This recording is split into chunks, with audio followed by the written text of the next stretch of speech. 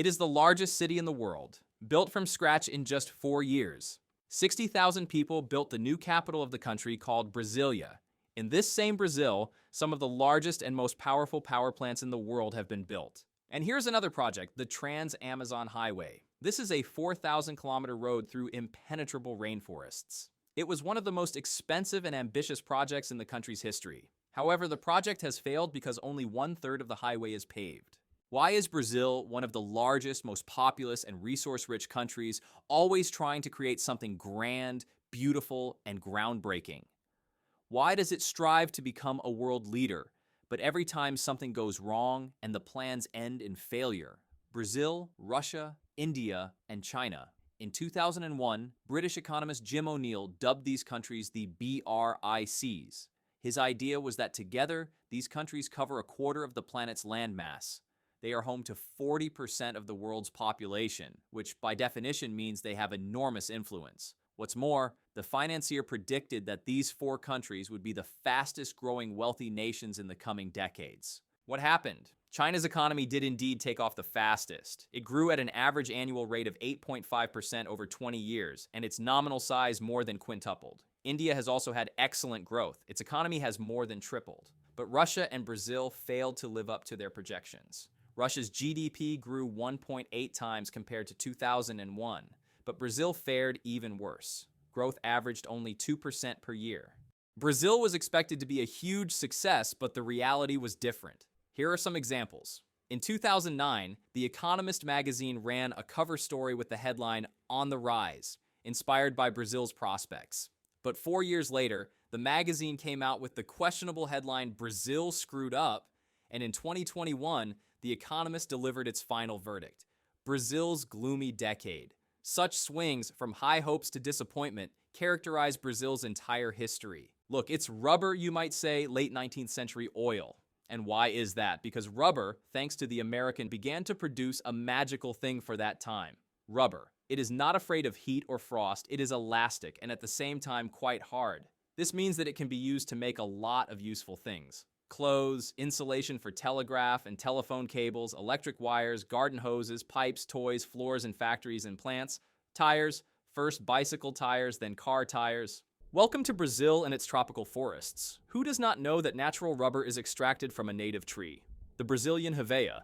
But it's not the wood that's needed, it's the sap, latex. It was 200 years ago that Brazil declared its independence from Portugal, and it was then that the country began to supply its rubber to the world. If in 1827 Brazil sold 31.5 tons, 3 decades later it was 85 times that amount. By 1880, Brazil was the world's leading supplier of rubber. What happened to the country? Huge numbers of migrants and entrepreneurs go to Brazil to try to make money. Sales grew and a new class of local rich people emerged, the rubber barons. Indians, Africans, and other poor people work on the plantations in slave-like conditions. Understand, Brazil was the last country in South America to abolish slavery in 1888. The cities begin to build luxurious buildings such as the Teatro Amazonas or the Belen's Teatro. There's also the Rio Negro Cultural Center. But the problem is that no factories are built in Brazil to produce tires or other high-tech goods of the time. The country just sells its resources and invests the money not in the development of technology or science, but for example, a luxurious opera house was built in Brazil in 1882 with rubber money. But the first tire factory in Brazil would not be built until half a century later, with the help of Europeans. But Scottish inventor John Boy Dunlop, who would actually create the first inflatable bicycle tire, would do everything in time, in 1891. He would not invest in pompous theaters, but would open the world's first factory to produce these tires. Besides rubber, another of Brazil's most important and famous resources is coffee. For more than 150 years, Brazil has been the undisputed leader in the production of beans for this beverage. In 1854, the country even built its first railroad to the port, of course, in order to sell more and faster, and that was just the beginning. Railroads are built not only to get coffee out faster and in greater quantities, but also rubber. You can see that the local authorities and those who go to Brazil are counting on good profits from products that are not difficult to produce. And if anyone invests in the country in any way, it is to get more out of it.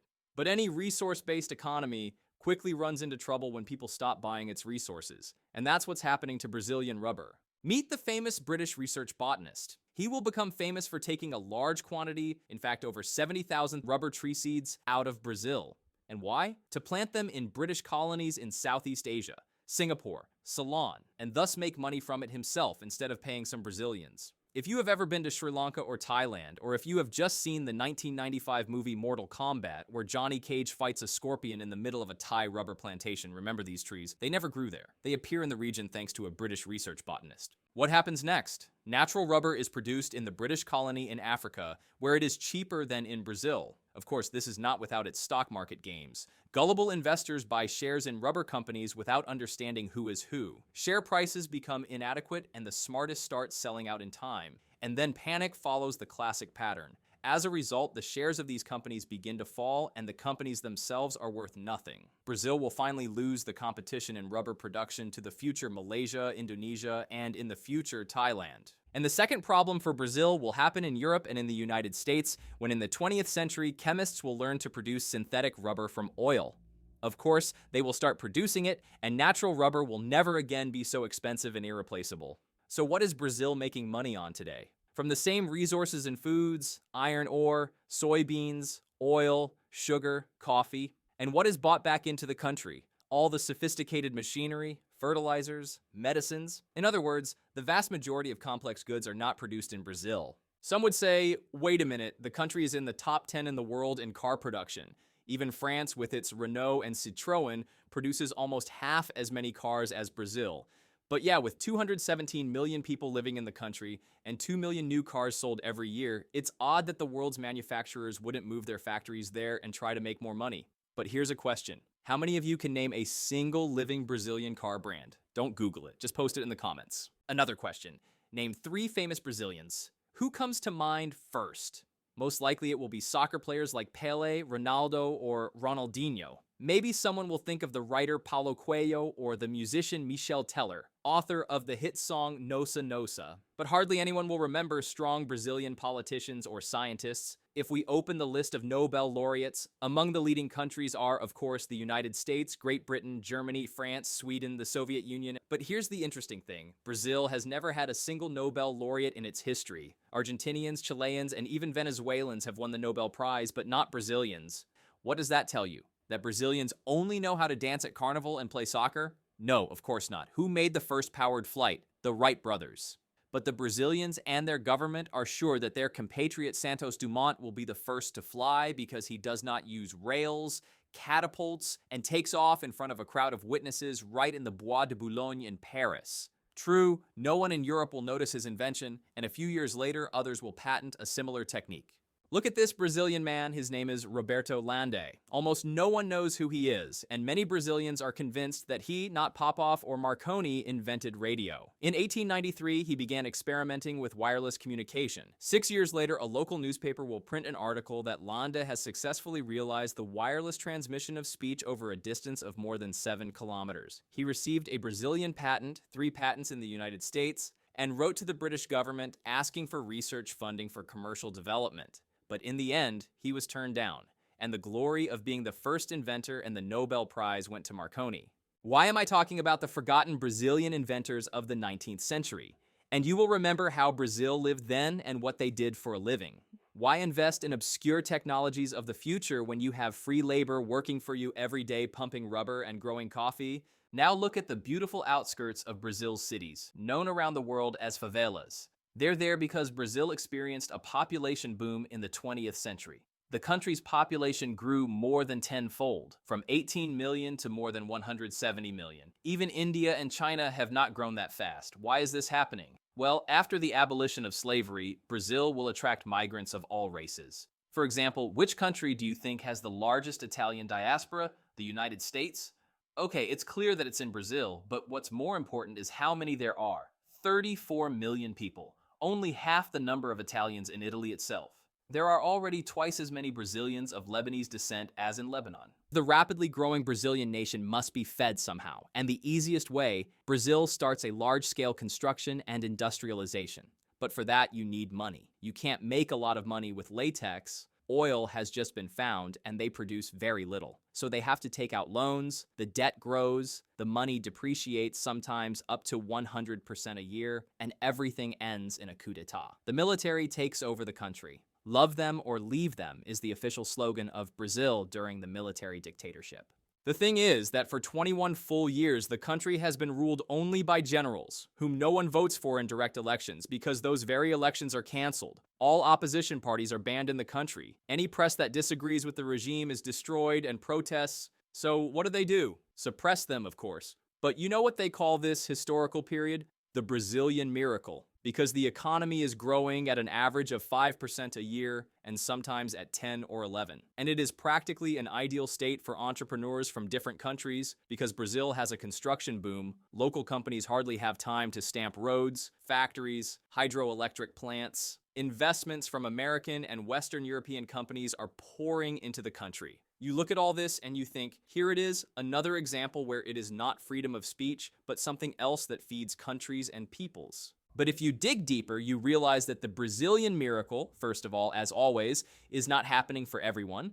And secondly, not thanks to the military dictatorship. Generals do not interfere in the economy because they do not understand it, but leave it to professionals. It is a classic of the genre, as in the case of the rubber rush. The rich get rich from this rapid construction, and the Brazilian people, in search of a better life, leave the countryside en masse for cities like Rio or Sao Paulo. You can see for yourself. In 20 years, there will be twice as many people there. The favelas are growing at about the same rate. Look at this graph here. It's called the Gini coefficient, or the equity index. Note, Brazil is a maximally unfair country in this sense. That is, a small number of the richest people get the biggest piece of the pie, while hundreds of millions of poor people get next to nothing. That's why they can't deal with the crime on Brazilian streets, where you can be thrown out of an expensive car in broad daylight and burned in the evening. And under such circumstances, the only social elevator that really works is soccer. Look, most parents can't afford to pay for their kids' education or any kind of entertainment, and soccer is the most affordable thing on planet Earth. You don't need rings like in basketball or a volleyball net, let alone skates, sticks, or bats. In Brazil, you don't even need shoes to play soccer, just a single ball and a few objects of all sizes and shapes that supposedly make up a goal. And the climate in Brazil is such that you can play all year round. That's why everyone there plays soccer, and if you're lucky, you'll be the next Neymar. And in general, there is a famous expression about Brazil that belongs to the Austrian writer Stefan Zweig. Brazil is the country of the future. This is the title of the book he wrote in Brazil when he was a Jew fleeing Hitler's Nazi regime in Europe. By the way, a lot of people will not like the book because it is said that Zweig wrote it at the request of the Brazilian government. But the slogan, Brazil is the country of the future, will come up every time the country finds a new source of income, like coffee, rubber, or oil, and they will build highways, a new capital, Olympic Games, stadiums for the World Cup. But every time there are new debts, bankruptcies, money depreciates, and people get poorer. It seems that the best thing to say about Brazil is not Zweig, but the French President Charles de Gaulle. Brazil may be the country of the future, but it will always be that way. In fact, behind every global success is not an accident, but a system and constant work. Consider why Brazilian soccer players are always at the top. Because the country itself has a climatic system of mass natural selection. Or take the success of Brazilian Embraer airplanes. Yes, who doesn't know that it's actually the only company in the world that competes in civil aviation with the giants Boeing and Airbus? But it's true. Embraer is cool in the segment of small jets and regional aircraft. And in Brazil, that's exactly what the demand is for. Look, the country is a decent size, but in many regions you can hardly build roads because there are impassable Amazonian forests or mountains everywhere, so it's easier to get there by plane. But all the big cities are on the coast. This means that small regional centers do not need huge airliners, but modest, inexpensive, but reliable ones. Here in Brazil, cheap labor is used to create affordable workhorses. Success is not an accident. It is hard work, perseverance, training, learning, study, sacrifice, and above all, love for what you do or learn to do. These seemingly trite words belong to, yes, the Brazilians, the only three-time world soccer champion on the planet, Pele. Always think about who you trust and who you watch. If you like the video, don't forget to like and share it. See you in the future.